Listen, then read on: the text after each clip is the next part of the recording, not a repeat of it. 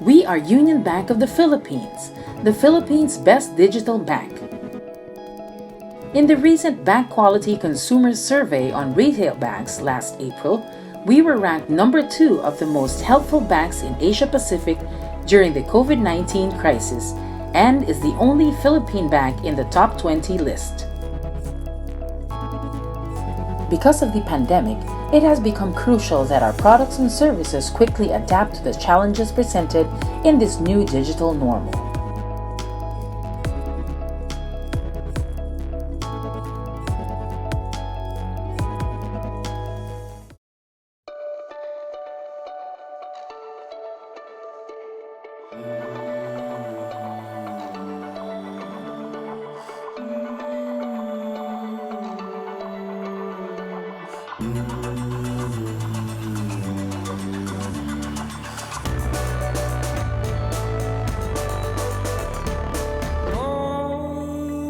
Suppose now shush,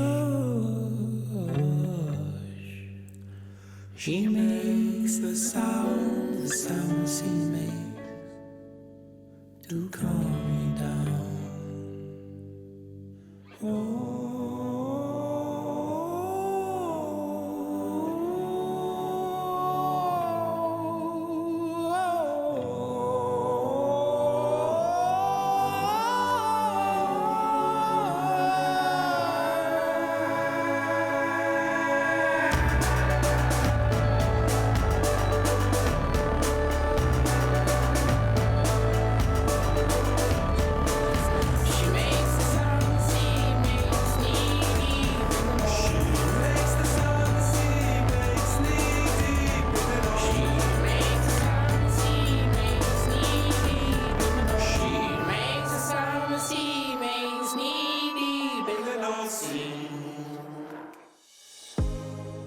Climathon Pasig would like to thank the following partners who made this event possible. Our co-presenter, Union Bank and the UBP Accelerator Program. Our organization partners, ISEC, CLUP, Climate Change Commission Philippines, Greenpeace, ICLEI, Make Sense, Recycling, and WeTech. Our thought leadership partners, ATMA Prema Wellbeing Group, Pixara Global, Sakai, and the World Wildlife Fund. Our media partners, A Dose of Intensity, Business World, Manila Bulletin, Rappler, Sustainer Rumble, The Philippine Star, and wheninmanila.com. Welcome back to our Climathon Pasig Camp 2021.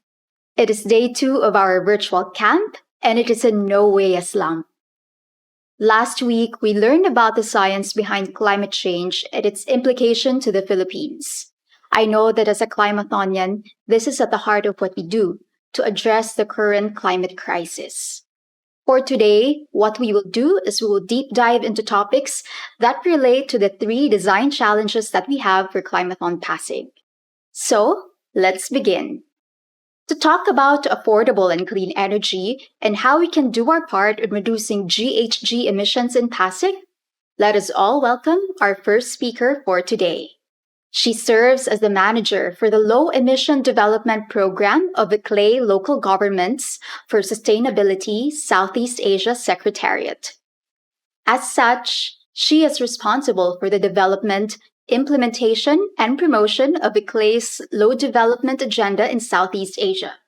She had led and supported the formulation of inclusive climate actions, capacity building opportunities, and linkages to partnerships and financing for local governments across the region. Everyone, let us give our warmest virtual applause to PAMELA CABACUNGAN.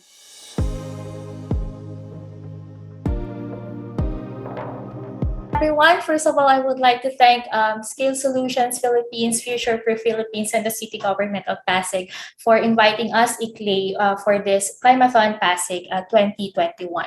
So I'm Pam Kabakungan, and I work as the Low Emission Development Strategies Manager at ICLEI Southeast Asia Secretariat. And today I will be tasked to talk about more about how cities such as Pasig City may be enabled to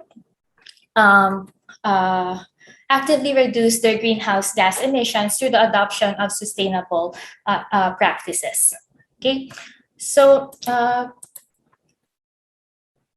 just to give a brief background more about what we're doing at ICLEI, ICLEI-Local Governments for Sustainability is a global network of more than 2,500 local and regional governments committed to sustainable urban development.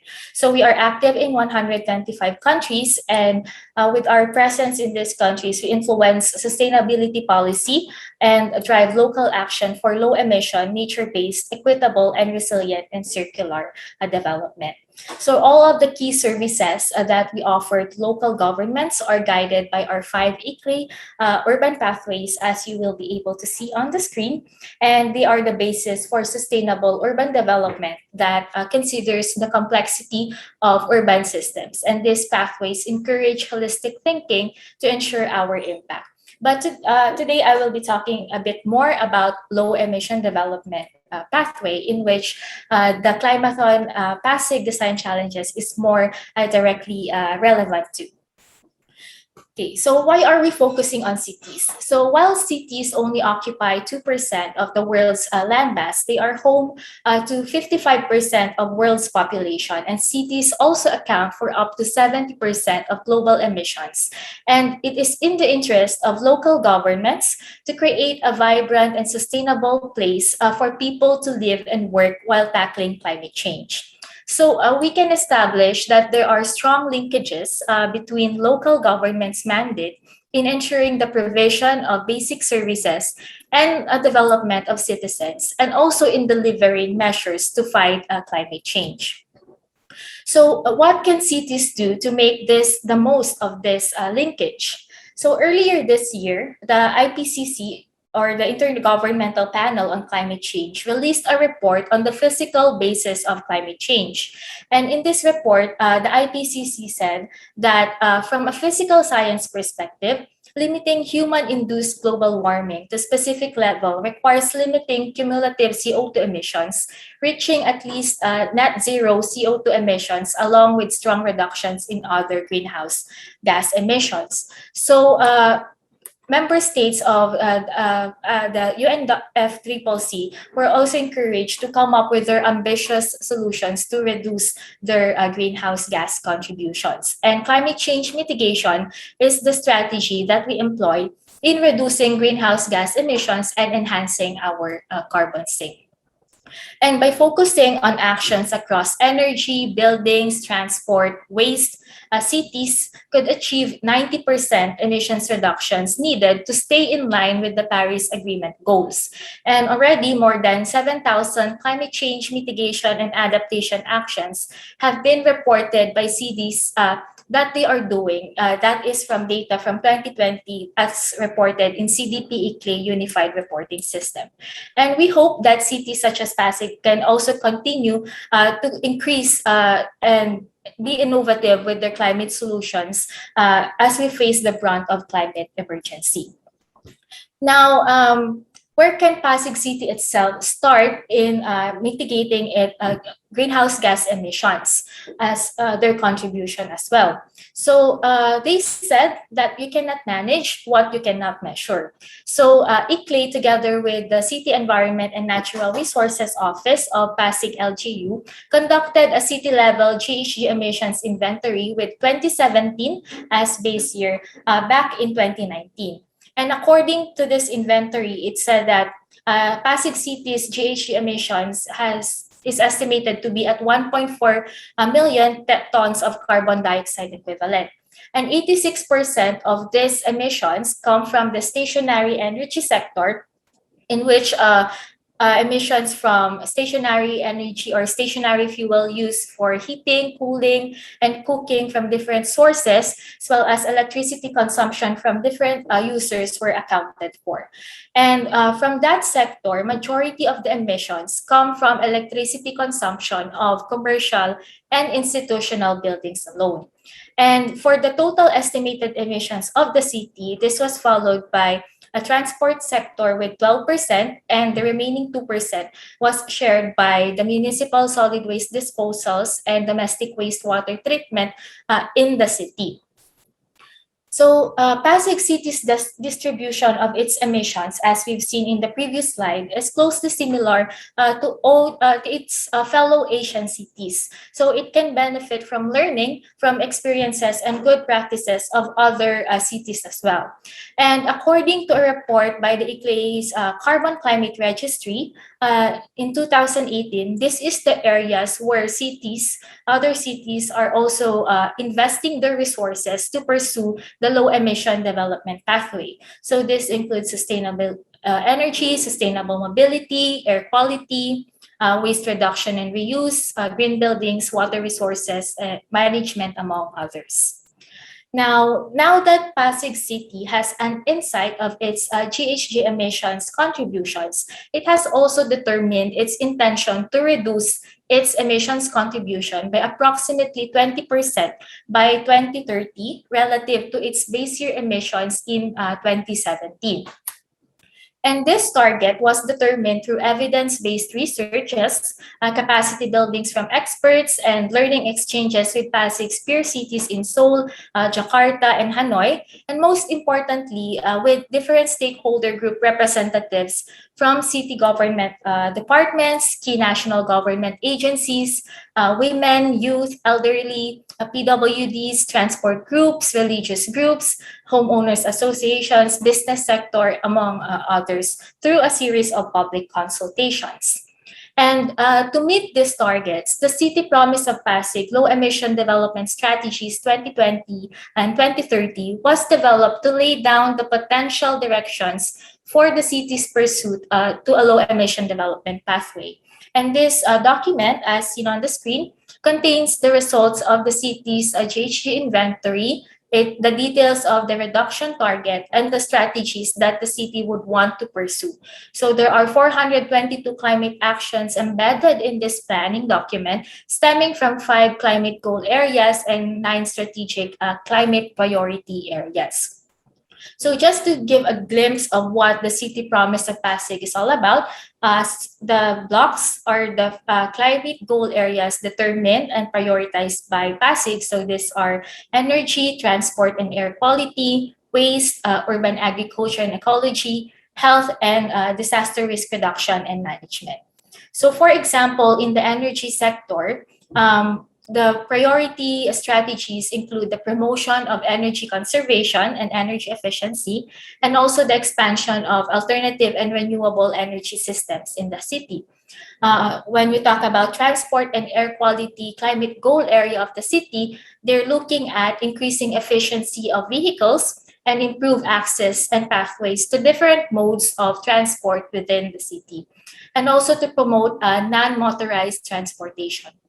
So those are just examples of what the determined reduction strategies and directions of different stakeholders consulted in the formulation of the City Promise of Pasig.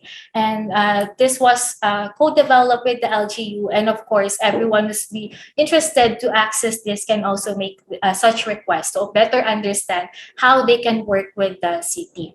So this City Promise of Pasig set direction, but it is intended to be a living document, to be revisited and updated periodically, as we recognize that there is no one solution to climate crisis. And we hope that the ideas generated and put forward by the participants of Climathon can also further refine and enhance the ambitions of Pasig City as well.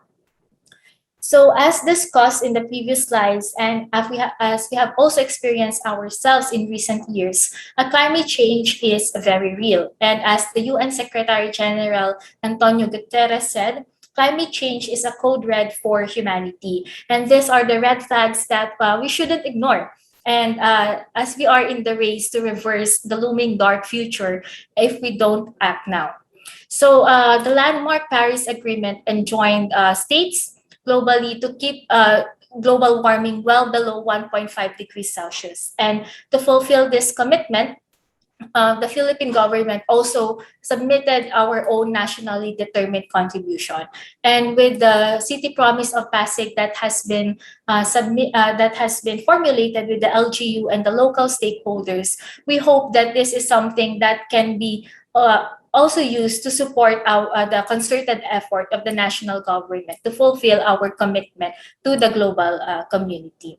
So the Climathon is one of the many platforms to engage with and work with our local government to really give meaning to the whole of government and whole of society approach that has been the principle behind our NDC and our local climate actions as well. But even in our own individual capacities, there are still small steps that we can start with. Together with the LGU, we have also created the Pasig Eco Pledge platform, which is an online platform where every Pasigenyo can visit and learn practical tips and show their pledge on how they're going to show and contribute and help their LGU in fulfilling its commitment. So I guess that's it from my side, and I hope that the work that we have started with ICLEI and the LGU is something that can be leveraged upon by all the participants in a Climathon and even beyond Climathon to pursue efforts to support the LGU with its local climate actions. So we hope to also work with all of you and connect with you in whatever form. Feel free to reach out to us and have a good day. Thank you. Thank you, Pamela, for shedding light on sustainable energies and championing affordable and clean energy in our communities. Now, before we proceed to the next part of the program, let's all take a quick break. See you all in a bit.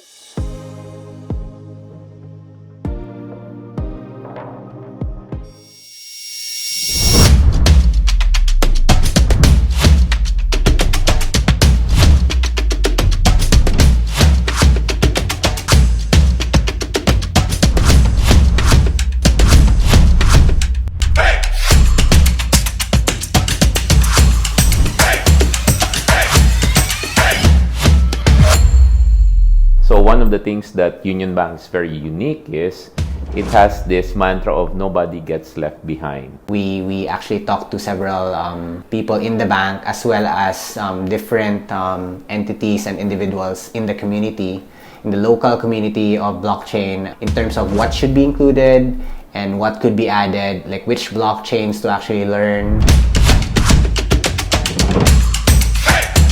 We're also looking at this institute to be open to union bankers. If you want an alternative career, we will teach you.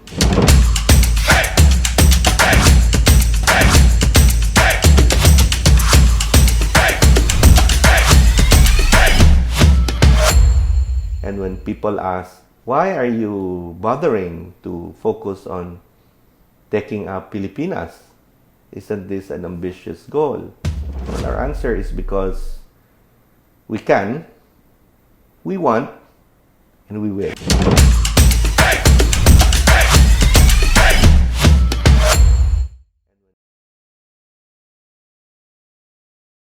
Climathon is the perfect opportunity to co-create sustainable solutions to the challenges that the city is facing. Kaya tara, see you in Climathon 2021.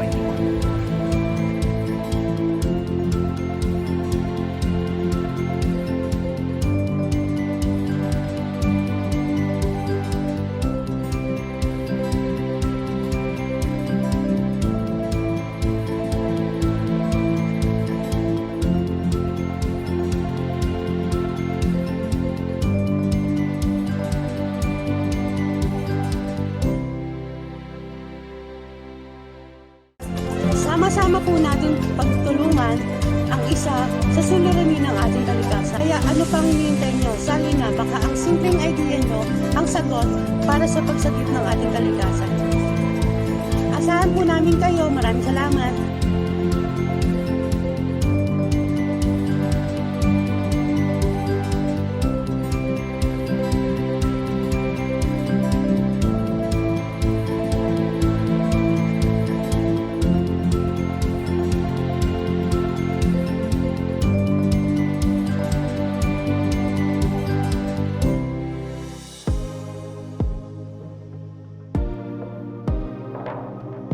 And we are back, Climathonians. I hope that you are refreshed as we go on to the next part of the program. Did you know that over 47% of the total population in the Philippines currently live in urban areas and cities? While there are surely lots of benefits of living near the places that we work and in commercial areas, this accounts for over 70% of carbon emissions and over 60% of resource use in the entire country. How do we ensure that we do not overwhelm our cities and to make them more livable for the next generations to come? To share her insights on creating livable cities, let us all welcome our next speaker. RJ is an urban planner, a coastal resource manager and biologist by profession and passion, and currently serves as Sustainable Cities campaigner of Greenpeace Southeast Asia Philippines. She earned her BS in biology from the University of the Philippines, Baguio, her master's in environment and natural resources management from UP Open University, and her MS in biology from Ateneo de Manila University. For the past 12 years, she has been actively campaigning toward biodiversity conservation, environmental management, pollution prevention, climate change adaptation, and community development. She is an alumna of the U.S. Young Southeast Asian Leaders Initiative for Environmental Sustainability and the Netherlands Fellowship Program on Climate Change Adaptation. Outside of her work, she loves to plant vegetables on her rooftop and dreams to have a sustainable food source in the future. Everyone, please all welcome Ms. RHEA Jane Peschador-MALLARI.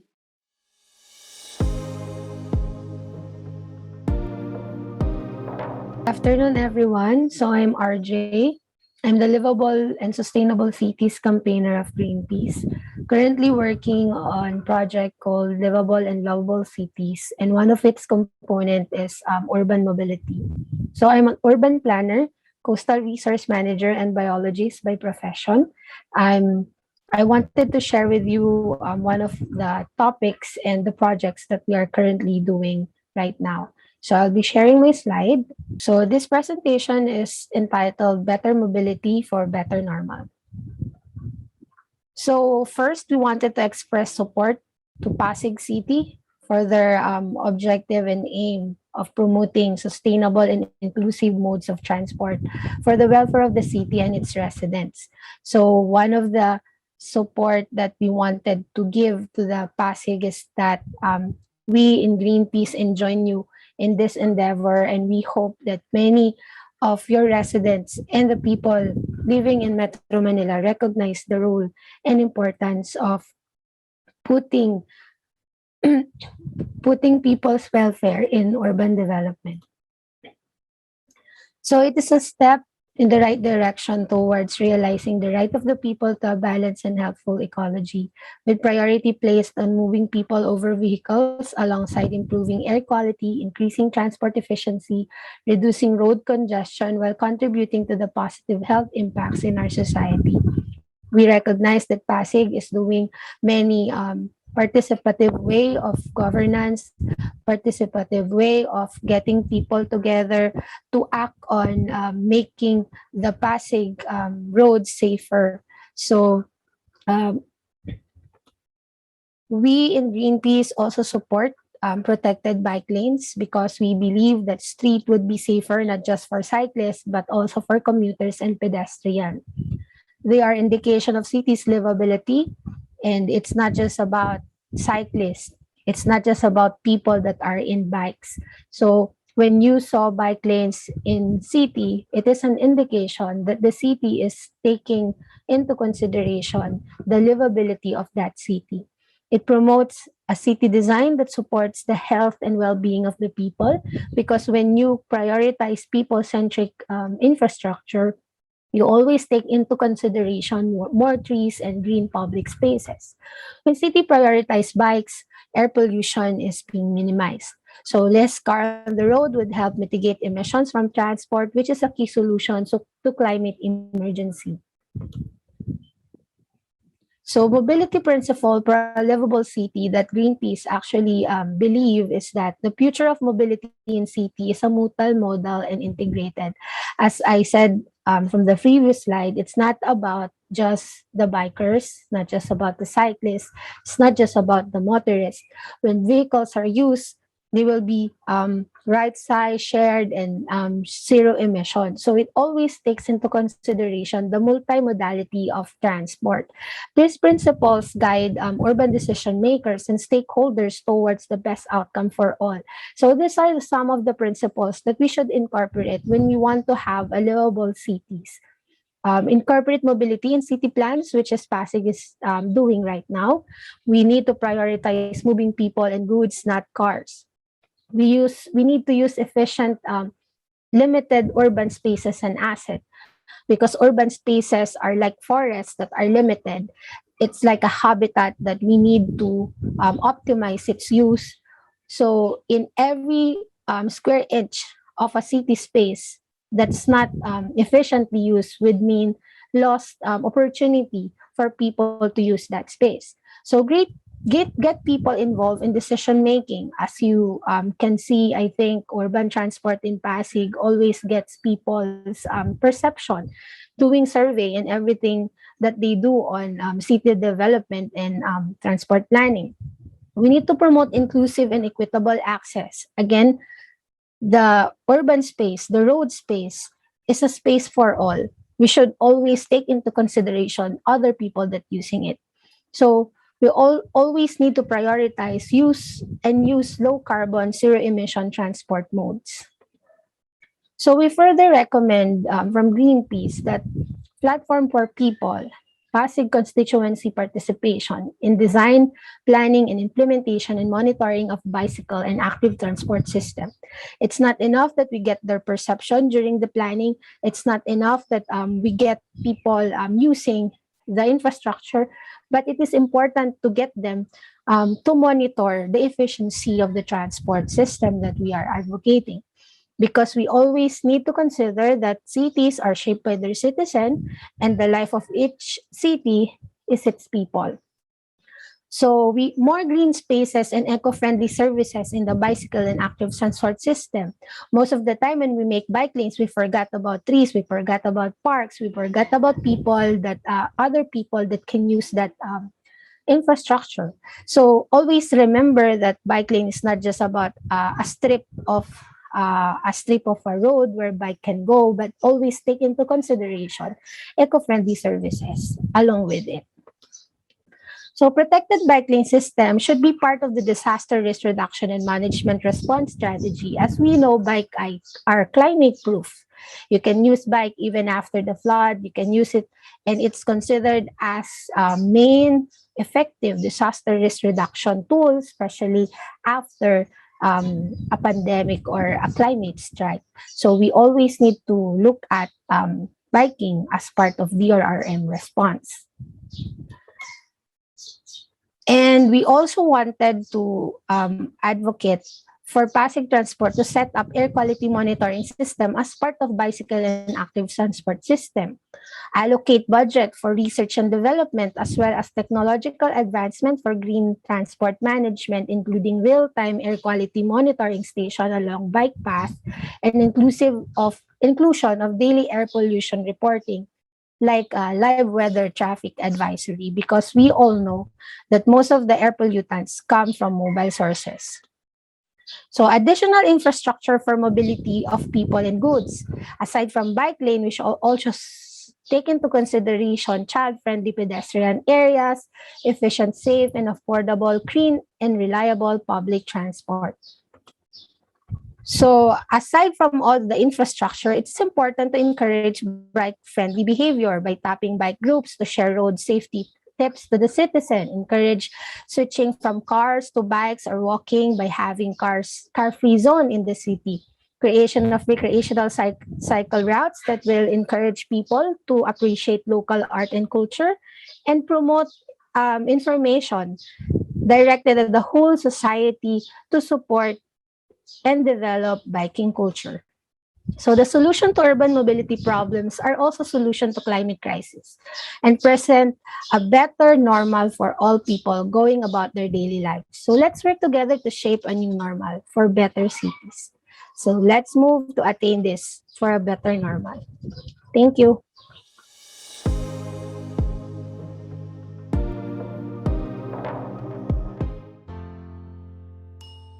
I am protecting life on our planet. Day by day, with every single thing I do. I conserve the world's biggest forests. I safeguard the rivers and oceans. I stand up for coral reefs, rainforests, tundras, deserts, and grasslands. I work with communities in the Amazon, the Arctic, the Congo, and the Himalayas. I collaborate with the biggest companies on Earth to make their processes and their products more sustainable. I influence governments to create policy that recognizes and respects the importance of nature. I give a voice to all animals who call Earth their home. I'm protecting life on our planet. But because I'm with WWF, I am not doing it alone. 6,000 staff. 6 million members. In over 100 countries. For more than half a century. Businesses, foundations, governments, communities, individuals, and one iconic panda. Together, we are protecting life on our planet, including our own.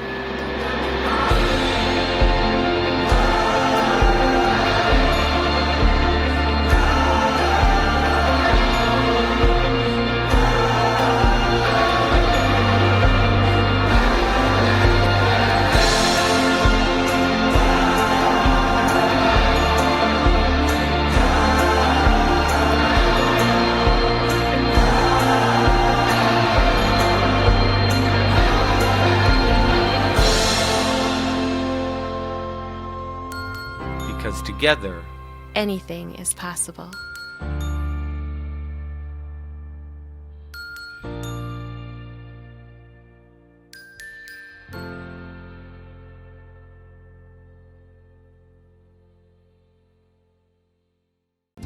Through Climathon, you have a chance to help make your city a better, greener city to live in by sharing your creative ideas for an environmentally and socially sustainable future. We would love to have you on board, so join us at Climathon 2021.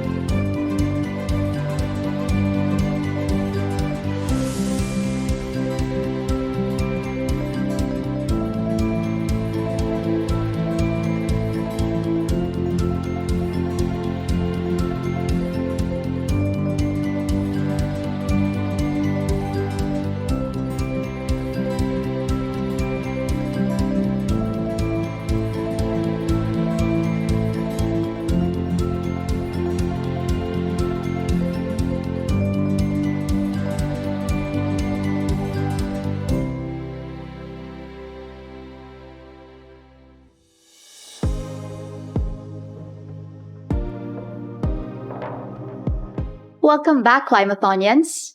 Now on to our last topic. Last Friday, we talked about the what and the why behind climate change. In our next session, we will answer the question of why now? We have all known about the urgency behind addressing climate change, but how does the pandemic further compound this? Let us find out from our next guest. Our guest has more than 20 years of experience in this advocacy. She chaired the National Renewable Energy Board's Public Relations and IEC Subcommittee and was also the British Embassy of Manila's first climate change attaché.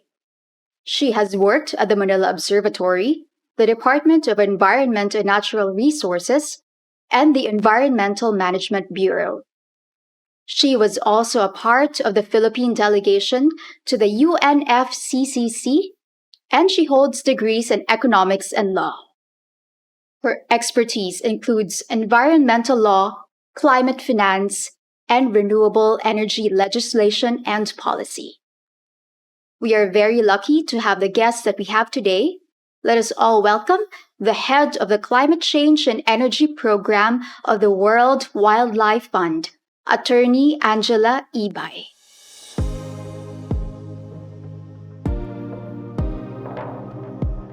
Good afternoon, everyone. My name is Gia IBAY. I head the Climate and Energy Program of the Worldwide Fund for Nature Philippines, or WWF-Philippines. I'd like to thank our organizers for inviting us to speak to you today. So let me share my presentation. So the topic that has been given to me today is on climate emergency. And we will go through these 5 short discussions. So defining climate emergency, looking at the recent reports, particularly as it affects 1.5 Celsius, and of course, what is climate emergency in the Philippine context. And of course, since we are in Pasig City, we'd want to also introduce the work that we're doing with Pasig City and the recommendations that WWF has. So let's start. Let's have a common understanding of what climate emergency and climate change is all about. And this is taken from the Oxford Learning Dictionaries. As you can see in the screen, we know that climate change involves many changes that are happening in our Earth's weather, whether these are changes involving wind patterns, rainfall, temperature, but especially since changes that are increasing the temperature of the Earth atmosphere. And when we look at climate emergency, these changes are, in a sense, doing a lot of serious and permanent damage, and therefore the situation there has to be immediate action to reduce and stop climate change. It's interesting to note that in 2019, 11,000 scientists actually came together to declare and say that there should be a climate emergency, and climate emergency was actually the word of the year by the Oxford Dictionary in 2019. IPCC involves means the Intergovernmental Panel on Climate Change. They are a organization that was set up by the World Meteorological Organization, or WMO, and the United Nations Environment Program. They are composed of thousands of scientists across the world that from different fields, and they provide an assessment and objective source of scientific information on climate change. They do not do original research, but they look through numerous peer reviews and come up with an assessment report. Of the 6 assessment reports that they have issued and several special reports, 3 things are the things that we find that you should remember in terms of climate emergency.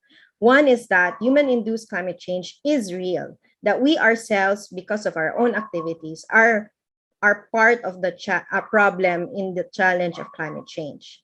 And the human-induced activities are because of greenhouse gas emissions, which are concentrating in our atmosphere. And this concentration is directly linked to how much global temperature, average global temperature is increasing. And these greenhouse gas emissions are mostly from carbon dioxide and methane. The recently issued 6 assessment report, especially the Working Group 1, which looks at the science of climate change, we know that these are happening, but they are still very alarming to know that CO2 emissions, the concentration has been the highest in the last 2 million years.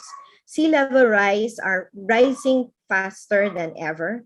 Our Arctic sea level areas are at the lowest in the last 1,000 years, and glaciers are retreating unprecedentedly. Further, we are seeing that there are more frequent and more intense impacts across the world, whether it's extreme heat, heavy precipitation, drought in some areas, even weather that affects fire or the increase in fire. And we're seeing our oceans acidifying or losing oxygen because of the warming. So the IPCC has said that unless there are rapid immediate and large-scale reductions in GHG emissions, limiting warming to 1.5 will be beyond our reach. So for us in WWF, we actually try to make a difference so that people will understand what's the difference between when we say a 1.5 degree world versus a 2-degree global warming. And you can see here, I direct your attention maybe to extreme weather events because this happens in the Philippines a lot. 100% of us will be impacted, or there will be an increase in flood risk if it's 1.5. But if for a 2-degree world, 170% increase in flood risk will happen. In terms of sea level rise, 46 million people will be impacted by sea level rise of 46 degrees here here by 2100. But in a 2-degree world, 49 million people will be impacted with an even higher increase in sea level at 56 degrees. And for our corals, we know that by 2100, virtually all coral reefs will be lost, unfortunately, if we go to a 2-degree world. Thus, it's important to look at what actions can we take. And many countries actually have gone the route of declaring climate emergency. In December 2020, around 35 countries have declared climate emergency across the 5 major jurisdictions. And in Asia, Sedamia.org tracked that in Asia, there are 4 countries that have declared climate emergency, and the Philippines is one of them. For us in the Philippines, unfortunately, we rank 4th in the Global Climate Risk Index because we are one of the most affected countries when it comes to extreme weather events. And we are not unfamiliar with what's happening. We know that sea level rise is happening. In Manila Bay, it has already registered an increase of almost a meter. And it's expected to increase by 1.33 meters by 2100. We know that we're experiencing more intense tropical cyclones because the seas around us are getting warmer, and therefore more powerful, larger, and destructive tropical storms can happen. These storms can also, or even the changes in weather, can bring increased rainfall and are leading to flooding and drought to many areas across the country. And the compounded extreme events are actually leading us to losses in our economy and, unfortunately, to lives of our fellow Filipinos. In Pasig City, we are very fortunate that they have been acting on climate change, and they actually joined WWF's One Planet City Challenge in 2018 and won as national winner. But part of the winners, they have to report on their climate actions, and the actions that they had reported in the platform of OPCC involve looking at hazards in emerging sectors, and they've recorded in their we recorded in their local feedback report that they climate adaptation to address flash floods and climate mitigation to address energy, transportation, and waste management, and they are taking this to heart. Lastly, WWF has recommendations for non-state actors for us to be able to attain or limit warming to 1.5. And when we talk about non-state actors, these are actors like you and me.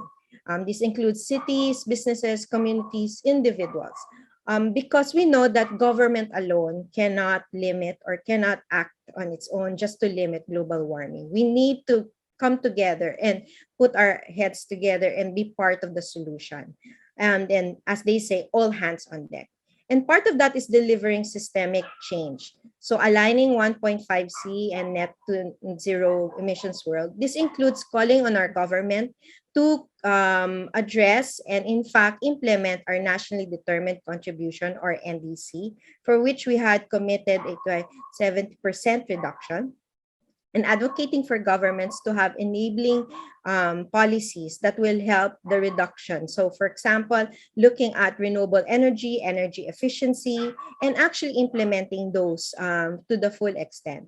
And of course, advancing the science on nature-based solutions, because we need to have nature as our ally, and to be able to grow and use nature, especially in urban areas, to help us address the impacts of climate change. So I hope we're able to give you a little bit of what climate emergency is all about. And if you want to know more, do visit us at our official website and our official social media accounts if you want to know more about our activities and to help us fight climate change. Thank you.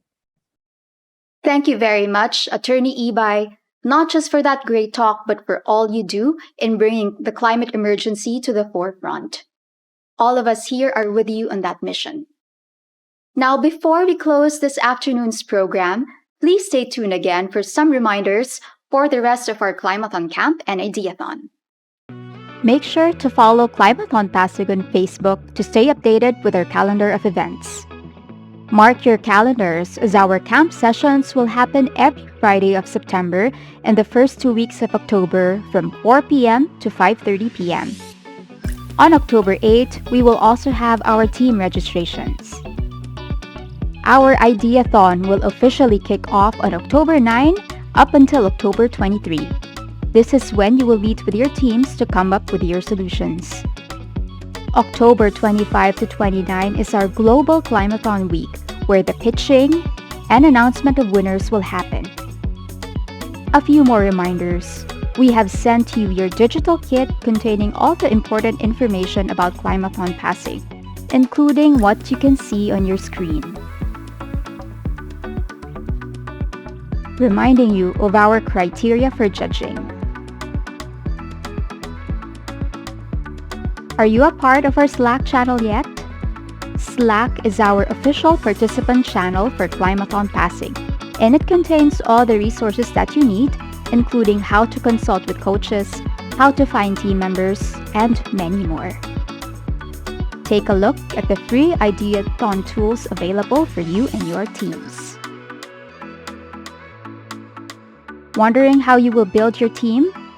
Here are our recommended mechanics which you can do on Slack.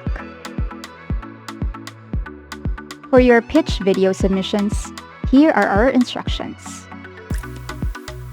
Once again, connect with us on all our social media channels to stay tuned with all our activities. Good luck to you, Climathonian! Once again, thank you, Climathonians, for answering the call to climate change and being a part of our Bayanihan innovation. That ends our second week of Climathon Pasig Camp. See you again next Friday, September 24 at 4 p.m. Enjoy your weekend, stay safe, and mask up.